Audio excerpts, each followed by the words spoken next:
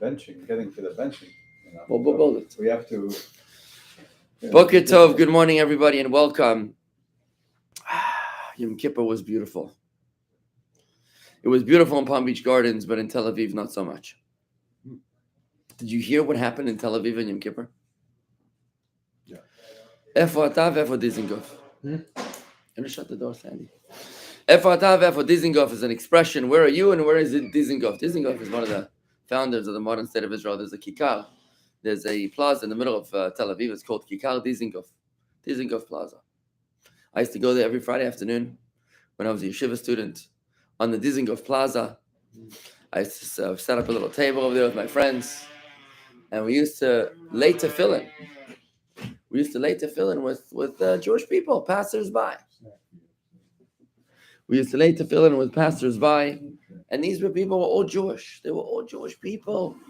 But why didn't they lay tefillin? Because they weren't religious, they weren't observant. When I was a yeshiva bacher, we used to go to Kikkar Dizengoff for afternoons, and I have to tell you, we had some very interesting interactions and altercations, near altercations. Altercations with the Jewish. Yeah, with the Jewish people. Yeah, you could always tell a Gentile from a Jew, because when we would stand there and say, "Slach li Adoni, ata Yehudi," excuse me, sir, you're Jewish. If they would respond with respect, we'd know that they were Gentile. But if there was disdain or anger or insults, hatred, you could tell that it was a Jew.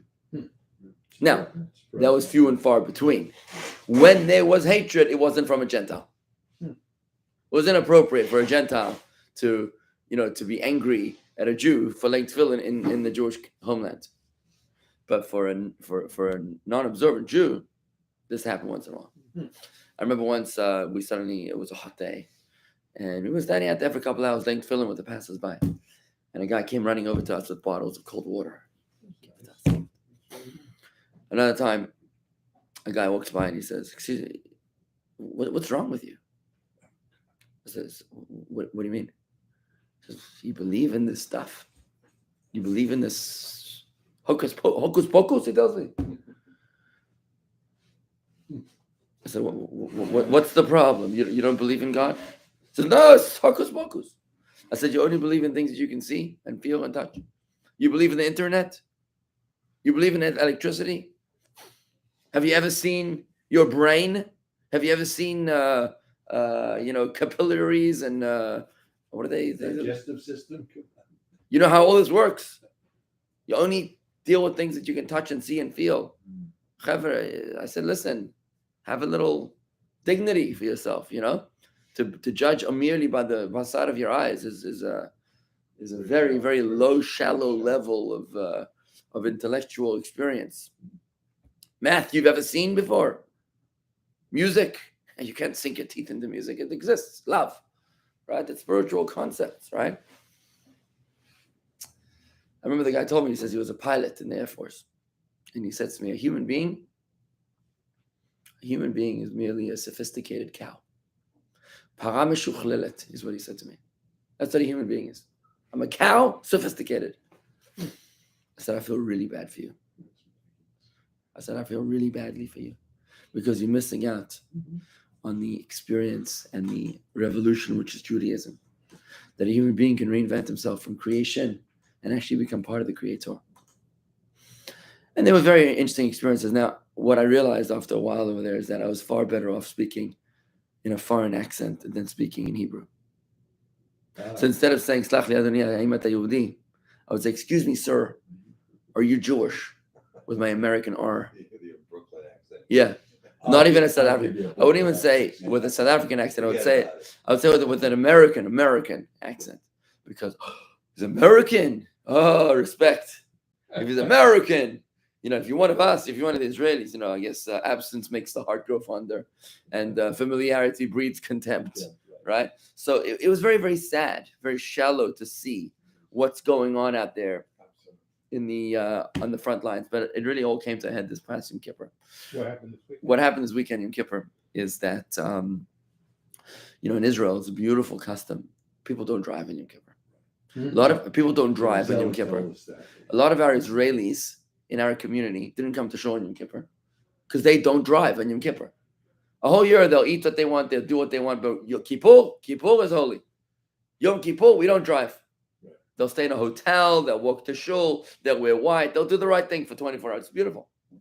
So in Israel, they call it Yom HaOfanaim, Yom HaOfanaim, the day of the bicycles, because there's like really no cars in Israel on Yom Kippur. There's really no cars, because everybody's, they say you can ride bicycles on the highway. Can you imagine riding bicycles down the turnpike? You can ride a bicycle. Yeah, because there's no cars.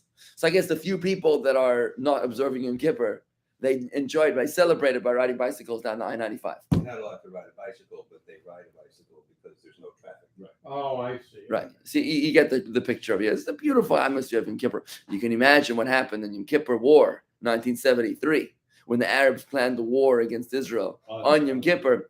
You could see how not ready the Jewish people were. That is the one day of the year when we're really not ready because we're all in shul, we're all praying, right? So what happened was that there was many Jews that they don't go to shul. So they made a shul in the public square. I mean, this is our homeland, right?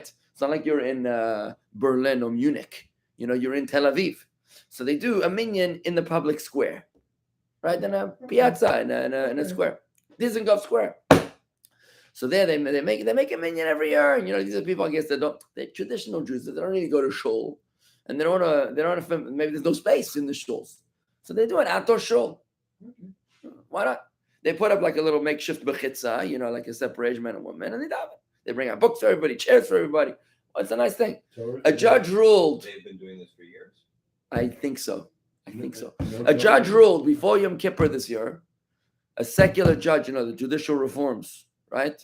Unlimited powers of the Israeli Supreme Court, right? Which we American Jews are so concerned about judicial reforms because we believe in absolute power for the court, right?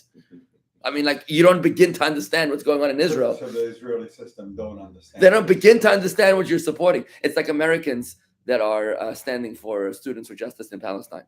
Right? It's like college students in America that are supporting, that are demonstrating against Israeli apartheid and IDF is Nazis, and we have to support the Palestinians. Hello, if you were in Palestine right now, you would be executed because the way you dressed, because of what you believe, but you're just a fool for thinking that the people that you're supporting share anything at all to do with your democratic worldview. It breaks my heart. But it's so pathetic, and it's beyond pathetic. It's sad, right?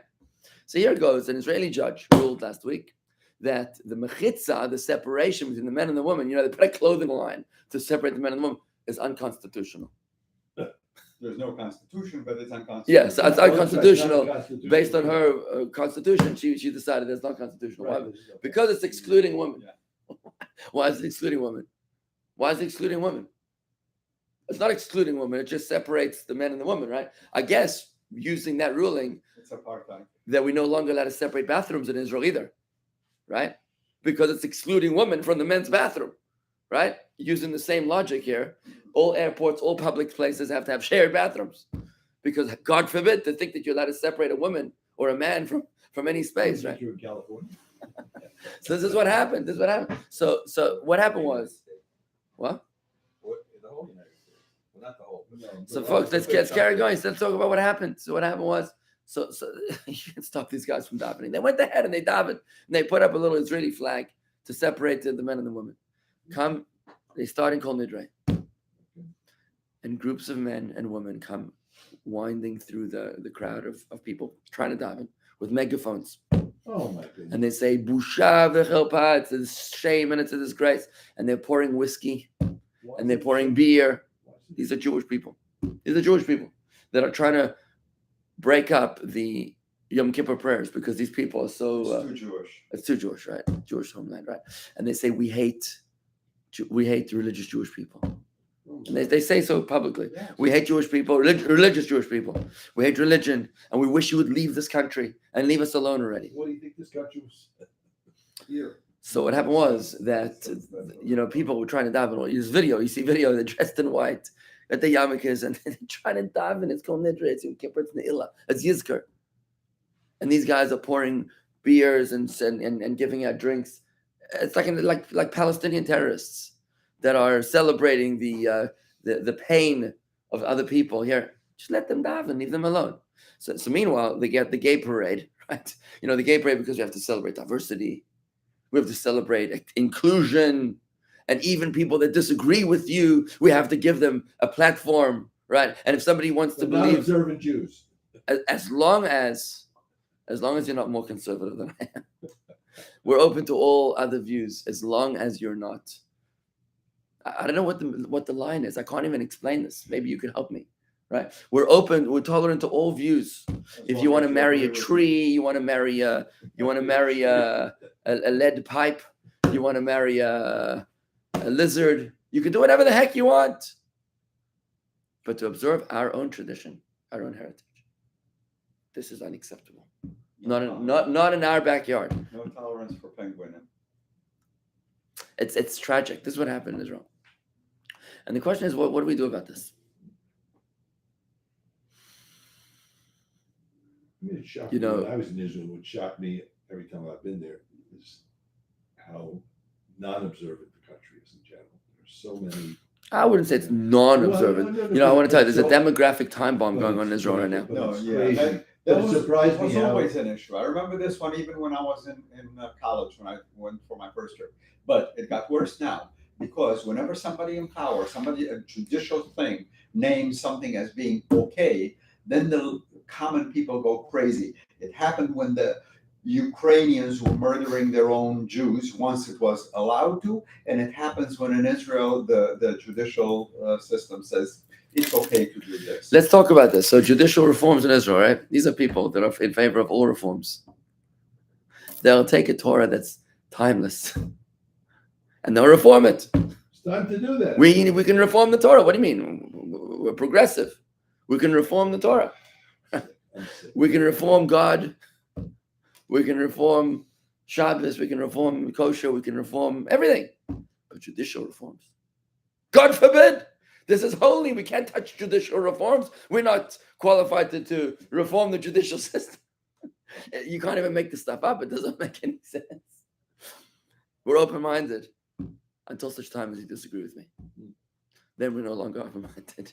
As long as you fit into my... Right. But one thing, That's the Torah. Okay, so I'm getting there. I'm getting to What proportion of the Israelis are secular versus, I don't know, Every Jew is holy. No, I know Wasn't that's his the question. No, that's not the question.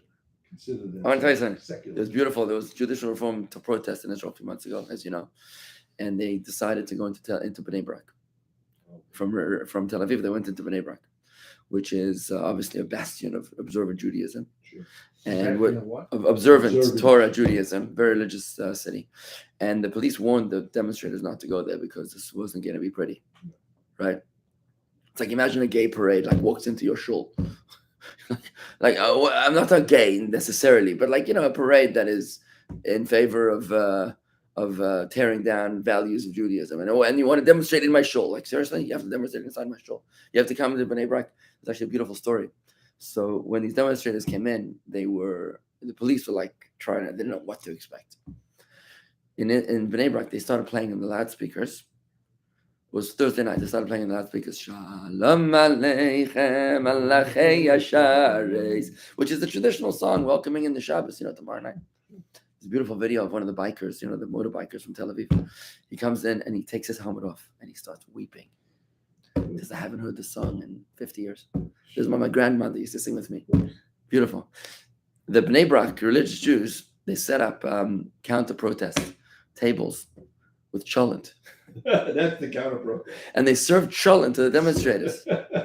They said, come, have a cold drink. Make a bracha. Have some cholent. Not to fill it. It was a nighttime. But it was beautiful. It was actually beautiful to see. It was really beautiful to see that there was no violence. There was no violence. Even this Yom Kippur protest that happened, there was some pushing and shoving, but there wasn't like, God forbid, grenades or these were brothers fighting with each other. It's very painful. It's very sad. But at the end of the day, it was civil. I mean, it was insightful. It was hurtful. Right. But there's a beauty here. Mika Amcha Yisrael, who was like your people, Israel, that this is how we fight. When you hear about Sunnis and Shiites fighting, It's not pretty. You don't want to be caught in between there. You have Afghanis and Pakistanis. When you have other nations fighting, the Houthis and the Tutsis over there in Yemen, in Rwanda. What's going on over there? These brothers, they don't fight nice. When Jews fight, we do so with courtesy, with respect. There's something very beautiful about that. And this ties in very, very beautifully to the theme of Sukkos. Sukkos is really the Jewish holiday of unity. Why is it the theme of unity? There's two mitzvahs that play on Sukkos. One is the mitzvah of the Sukkah, and the other one is the mitzvah of the four species. So now the unity in the Sukkah is very easy to understand, because the Sukkah is what we spoke about yesterday, envelops the entirety of our being. But also, whereas other mitzvahs we do individually, my tefillin is not your tefillin, my understanding of Torah is not your understanding of Torah. We each are custom experience of our spirituality. When it comes to the Sukkah, it's the same Sukkah. It's one mitzvah enveloping us all. It says in the Medrash, Ru'ui in Kol Yisrael leishav b'sukkah achas. All of Israel are worthy of sitting in one sukkah. In one entire sukkah. You imagine when Mashiach will come, there's this Leviathan, which is some giant whale, and there's the wild ox, and they're going to kill each other and will eat the meat of the wild ox. Right. There's wine that has been aged since 5,784 years. It sounds like an amazing wine. Special vintage. It's a little vinegary. No, it was kept in temperature control. The Sukkah of peace. He spreads the Sukkah of peace upon us. What's the Sukkah of peace? We're going to use the skin of the Leviathan to create a Sukkah that will encompass all of Israel. There's a unity here. And when Mashiach will come, there's a special unity that will dwell amongst the people of Israel. And as a precursor to that, we have to create unity amongst us today. People talk about 9/11, and they say, we should remember, we should never forget 9/11, right? But I say, 9/11, maybe we should, we should never again, right? But what we really miss is 9/12. Yeah. Do you remember 9/12? You remember September 12th? That's when we were brothers. Unity, everybody. Do you know what happened September 12th? How every American was there for each other. Right. We were sharing American flag. We were standing together. I don't care if you're a libertarian, Democrat, Republican, right, whatever the heck you are, right? Homosexual, trans, doesn't make a difference. We were all Americans. We were united on 9/12, right? There was a beautiful unity. I don't know how long it lasted, but there was something special about that. All the newscasts and all the, there was just such a sense of unity and camaraderie. That's the kind of energy that we need to recreate on Sukkot. And that's the kind of energy that's going to bring Mashiach. But let's get a little bit more specific. So the other mitzvah of Sukkot is the four species. Now the four species very famously represent four different attributes, representing four different kinds of Jews. The four species, we have a lulav, which is a date palm. We have the sukkah, the etrog, which is the citron. We have the myrtle, and we have the willow. Each one has a different kind of quality. The myrtle has a smell but no taste, right? The willow has no smell and no taste. The citron has both smell and taste. And the lulav, which is a date, has taste but no smell. Right? You with me so far, right? Taste and smell, right? Taste in Hebrew, the word taste also means logic. Tam. Tam means logic. What's the reason? Ma tam. And the taste is tam.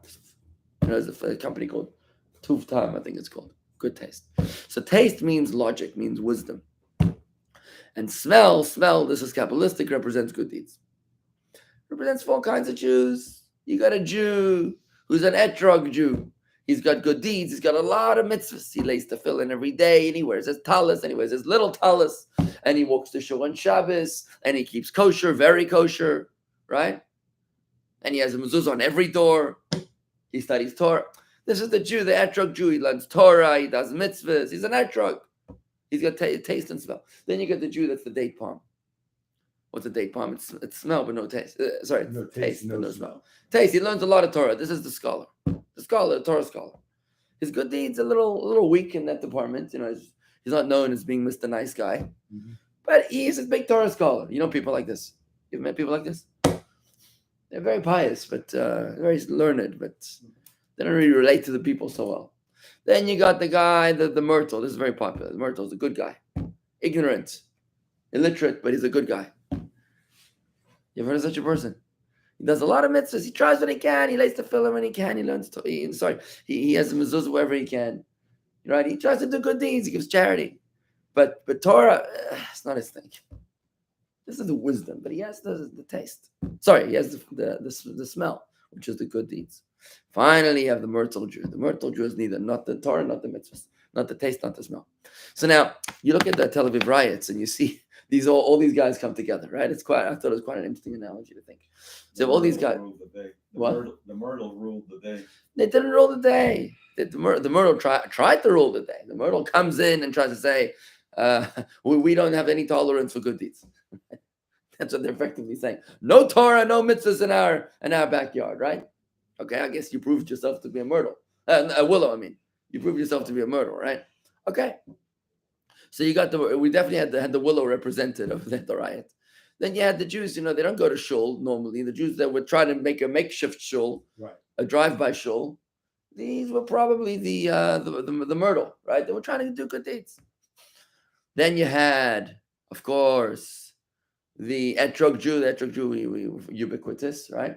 And the lulav Jew. You got 4 kinds of Jews. We recognize them, right? The scholar, the sage. You have the all-round perfect Jew. You have the good deeds Jew, the mensch, right? And finally, you got the oisvarf. You know what oisvarf means? A shmendrik, shlemazel, shlemiel, nudnik. Right? A lot of words for these guys, right? They're good for nothing, right?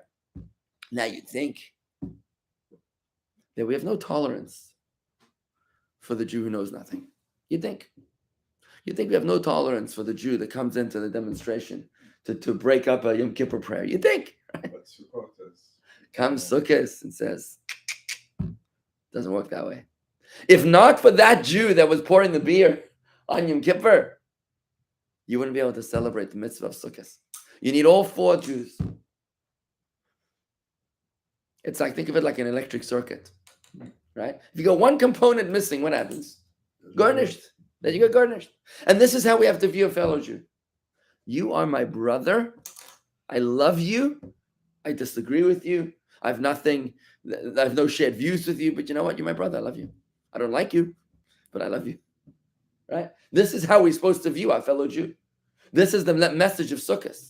Is that instead of coming and saying, oh, those guys are so evil. I can't relate to such a Jew. We have no space for such a Jew. It's not, in my eyes, it's not even a Jew, people say, right? You've heard people talk like this? Yep. People talk like this. They're like, that person is not even a Jew. And since when did you become the arbiter of Judaism? Who made you, the one to decide who is a Jew? Sorry, it doesn't work like that. You know who decides who's a Jew? Hashem decides who's a Jew. Right? In the Torah, it says very clearly, if your mother's a Jew, you're a Jew. If you convert it properly, you're a Jew. It doesn't say anything about your observance levels. I mean, it'd be nice to observe. But it's nice. So the first and foremost, as painful as the Tel Aviv riot is, we have to look at these people with so much love. Tanya chapter 46 tells us that human beings' hearts are like mirrors. If you want to know what somebody else is thinking about you, how they feel about you, you know what you have to do? Just think about how you feel about them. If you want to know how I feel about you, think about how you feel about me. And then you'll know, right? If our brothers... Those of us here are not the problem. If our brothers, if our fellow Jews, the Republicans, the Democrats, the one that's extreme polar opposite of you, that one, think about it. What do you think about him? You disagree with him, fine, I get it. But do you love him or not? So here, I don't know what happened in America recently. We've reached this thing that I can only love people that I agree with. I don't know where this comes from. Since when did this happen that I can only mingle, associate, and go to the same shul as the people that agree with me? I can only sit at the Kiddush with people that agree with me. Since when? Life is so boring. It's so one-dimensional. Can't you talk to somebody that disagrees with you? I love talking to people that disagree with me. And when I talk to them, I keep my mouth shut because I want to hear what they have to say. I'm not here to force feed them my views. I want to hear what maybe they'll teach me something I didn't realize before. Right? This is called open-minded. I want to learn. Right? I love to listen to people. It's my favorite hobby is listening. So comes the mitzvah of the sukkah of the four species, and it reminds us that every single Jew has a seat at the table. And in fact, if you don't give them a seat at the table, you can't do the mitzvah of the lulav and the etrog. You can't do it. You need all four. You need all four. If you're missing one, then you can't do the mitzvah. It's like your electric circuit is missing a little piece of wire. Right? It's not going to work. But now I have another question for you. Which is the most important of the four Jews? What do you say?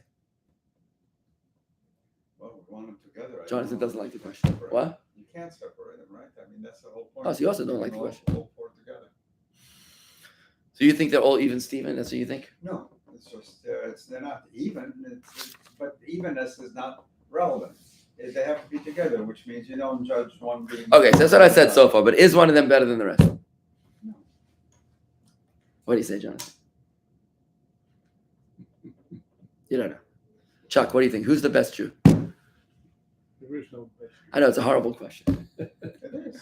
But let me tell you, when we bring the four species together, the lulav and the etrog and the haravim and the aravis and the hadasim, the myrtle and the willow, what's it called? The mitzvah of lulav. Favoritism? Why is it called Baruch Atah Adishem Elokeinu Melech Haolam Asher Kiddushanu says Tzivanu Al Netilas Lulav? That's the bracha. We don't say Al Netilas Lulav V'Esrog V'Hadasim V'Aravis.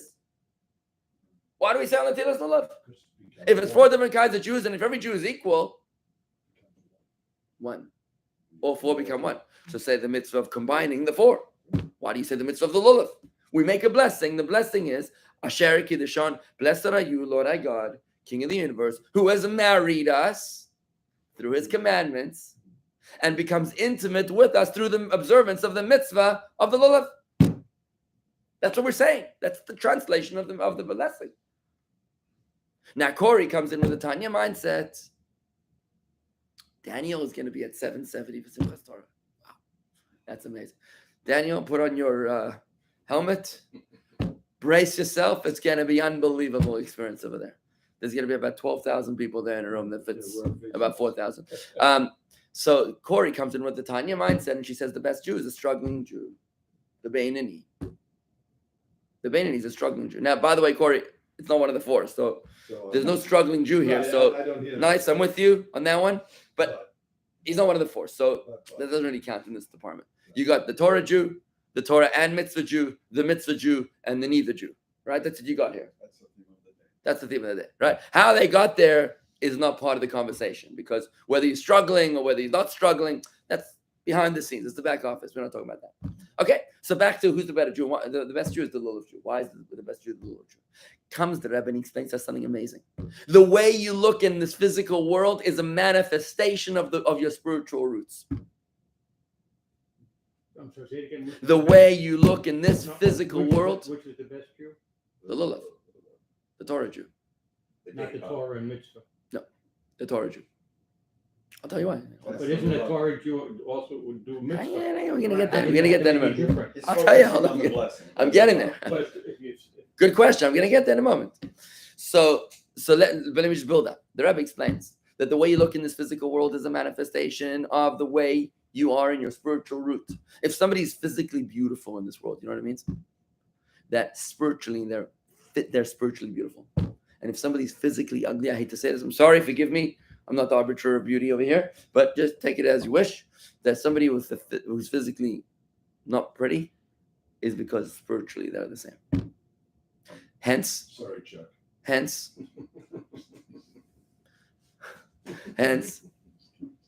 when the lulav rises taller than the other four species, it's because he's higher. That's what the Rebbe says.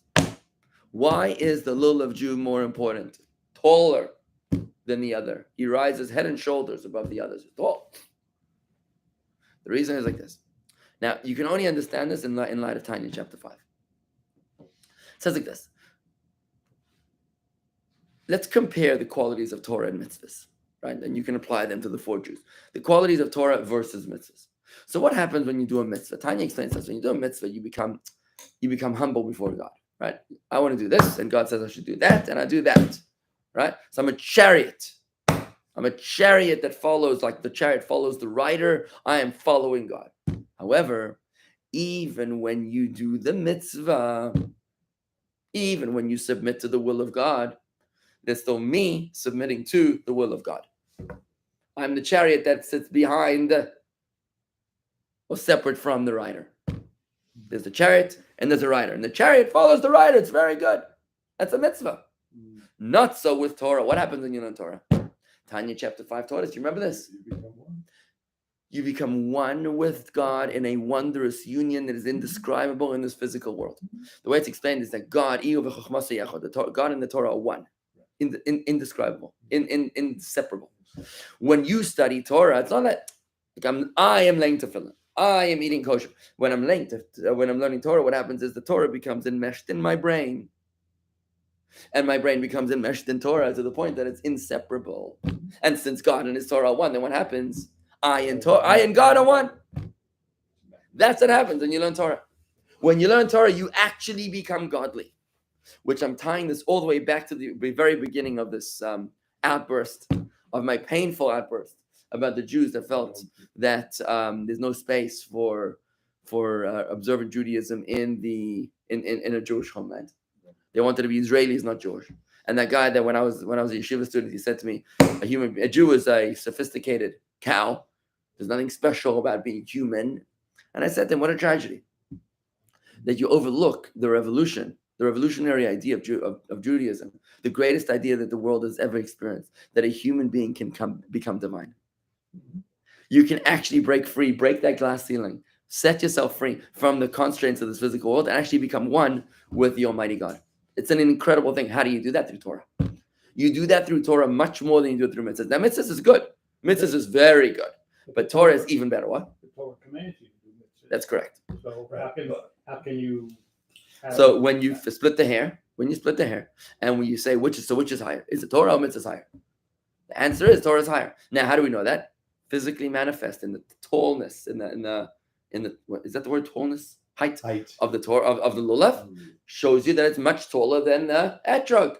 So the lulav is the Torah Jew. When you study Torah, when you've taken Torah into your own mind, look at you got your black book here, right? And when you write in your black book and you internalize a message of Torah, you are reinventing yourself in a way that you've never reinvented yourself in all the years of your life until now.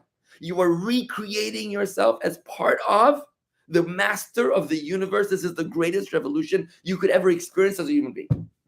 You are rising, soaring as a lulav. Torah is more basic than the mitzvahs. Torah is more intimate than the mitzvahs. You do mitzvahs because of the Torah. You don't do Torah because of the mitzvahs. Right. See, that would really answer Chuck's question. That really would answer his question. Yeah. Because the Torah is the one that commands you to do the mitzvahs, it means the Torah is more fundamental. That's what he's saying. Beautiful. So that's really a beautiful concept that I wanted to share with you. So yes, we preach unity. Yes, we preach every Jew has a seat at the table. To exclude one Jew, I want to say, the message of this, let's call them secular Jews, that they say inclusion, pluralism, diversity, they're right. Yeah, they're right. But how do you exclude your very observant Jewish brother? What are you doing? Right? It's like liberals. Well, I don't know. It's like some views. Careful. Yeah, some people, they say that I'm open-minded, I'm progressive, except for certain things. I'm not progressive when I disagree. Right? It's inappropriate. Be true to yourself. You want to be progressive? Be progressive. Right? Not only things that are how do you say this? Less left of center, but what about even right of center? It's okay, right? You don't have to be just left. You'll be like limping if you only open to left wing ideas. You can be open to right wing ideas too, because this is what it means to accept God as the origin of all. That all men were created equal. All men were endowed by their Creator, right? With certain inalienable rights. If you come in with that perspective, such incredible words of our founding fathers, then you say, even people that disagree with me also have a seat at the table. It's okay. And I'm going to tell you, as a Chabad rabbi, I welcome every single Jew. And I don't judge him. I teach him. I don't necessarily agree with them. I don't agree with their choices. I don't condone their choices, and I can't even be aligned with many of their choices. I've got to be careful where my name appears, right? But at the same time, do I love you? Ask any people. I hope that all the members of our congregation know that the rabbi loves them for who they are. And this is an approach, that we're supposed to take. A guy walked into my office recently. He told me that he's got very, very strong traditional Jewish values. But a member of his family has made a romantic decision which violates that tradition. Marrying outside. So he asked me, what should I do? Do I violate my tradition? Or do I violate my family member? My relationship with my family member? I can't do both. I said, why not? Why can't you do both? I said, you're talking to Chabad Rabbi. Do what I do. I try to keep true to my traditional values. And at the same time, I try to love everybody for who they are. And I tell them, I don't agree with what you're eating for breakfast. In fact, I can't even come to your house. I can't share bread with you, break bread with you. But you, do I love? Of course I love you. Right? In other words, I'm keeping true to my tradition. At the same time, I'm accepting you for who you are. And it dawned on this guy. I was like, wow, that's beautiful. I can actually do that. So we can do the same things, friends. If we want to bring Mashiach, we too can create unity amongst our environments. By saying to our fellow Jews, it's okay if you disagree with me. In fact, I guess that's what makes us human. It's perfectly normal for you to disagree with me. Because if I thought that only my opinion was the correct opinion, then I'm terribly narcissistic. Like in a very, very terrible way. Bottom line is, friends, let's wrap it up over here and say that Sukkos is the festival of Jewish unity. It's manifest in the unity of the Sukkah. It's manifest in the unity of the four species. But if you want to know who is closest to Hashem, then make it up.